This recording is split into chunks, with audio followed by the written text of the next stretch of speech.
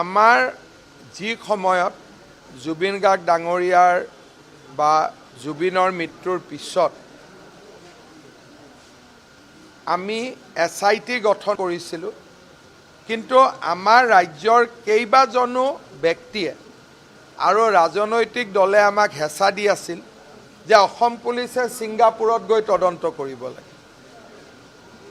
আজি যদি আমি ছিংগাপুৰৰ ওপৰত ফ'কাছ কৰিলোহেঁতেন, আজিৰ দিনটোতে জুবিন গাৰ্গৰ হত্যাৰ তদন্ত শেষ হৈ গ'লহেঁতেন। আজি গধূলিয়ে আমি সকলোকে মুকলি কৰি দিব লাগিলহেঁতেন। অসম চৰকাৰে প্ৰথমৰ পৰাই দৃঢ় স্থিতি লৈছিলে যে ছিংগাপুৰৰ লগত আমাৰ সম্পৰ্ক নাই, কাৰণ হত্যাৰ যিটো ষড়যন্ত্ৰ সেইটো অসমত হৈছিলে, সেইকাৰণে অসম পুলিচে নিজাকৈ তদন্ত কৰিব।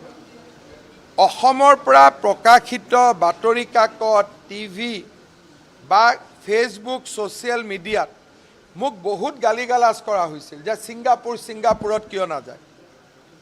মই এটা ষ্টেণ্ড লৈছিলোঁ যে ছিংগাপুৰ পুলিচতকৈ অসম পুলিচে এই হত্যাৰ তদন্তটো ভাল কৰি কৰিব পাৰিব।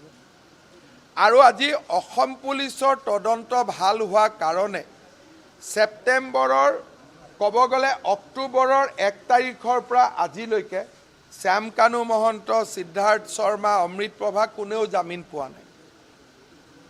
আজি আকৌ এবাৰ প্ৰমাণ হ'ল যে জুবিনক লৈ বিজেপিয়ে ৰাজনীতি নকৰে, বিজেপিয়ে জুবিনক সঁচাকৈয়ে ন্যায় দিবৰ কাৰণে প্ৰচেষ্টা কৰিছে আৰু আমি এই চেষ্টাত আমি সফল হ'ম। যিবিলাকে বাৰে বাৰে ছিংগাপুৰ যাব লাগে, আজি মই ভাবোঁ যে তেওঁলোকৰ চকু মেল খাব যে আচলতে আমাৰ তদন্ত প্ৰক্ৰিয়াটো তেওঁলোকে ব্যাহত কৰাৰ বাবে চেষ্টা কৰিছিল আৰু অসম পুলিচক ছিংগাপুৰৰ ফালে পোনাই দিছিলে যাতে আমি জুবিনক ন্যায় প্ৰদান কৰিব নোৱাৰোঁ।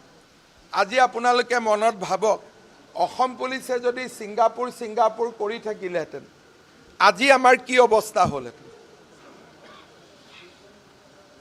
সেইকাৰণে মই মোৰ ৰাস্তাত অটল হৈ থকাৰ কাৰণে, অবিচল হৈ থকাৰ কাৰণে আজিও জুবিনৰ হত্যাকাৰী এজনেও জামিন পাব সক্ষম হোৱা নাই।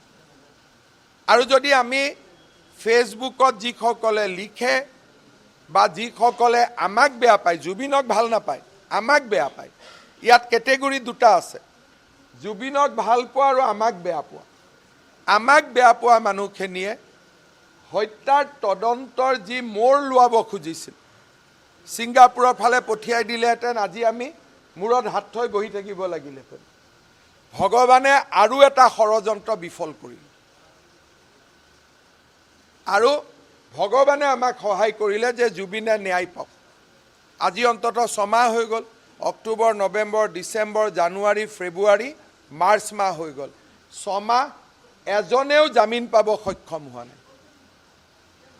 গতিকে আপোনালোকে চিন্তা কৰক, আকৌ এবাৰ পুৰণা ফেচবুক পোষ্টবিলাক উলিয়াওক, কেনেকৈ ছিংগাপুৰ কৰি আমাক পাগল কৰি দিয়াৰ কাৰণে চেষ্টা কৰা হৈছে।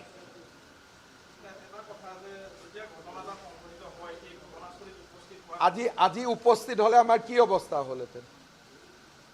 আজি যদি আমি তাতে উপস্থিত হ'লোহেঁতেন, আজি আমাৰ কি অৱস্থা হ'লহেঁতেন? উপস্থিত হৈয়েতো ছিংগাপুৰ পুলিচে তদন্ত কৰিছিলে, কি পালে? আজি যদি আমি তাতে উপস্থিত হ'লোহেঁতেন, আজি আমাৰ অৱস্থা কি হ'লহেঁতেন? আপোনালোকে কি হেডলাইন কৰিলেহেঁতেন একবাৰ মনত চিন্তা কৰকচোন। টিভি ষ্টুডিঅ'ততো আজি হাত তাত কুচাই বহি ল'লেহেঁতেন, মোৰ শ্ৰাদ্ধই উঠাই দিলেহেঁতেন, হয়নে নহয়?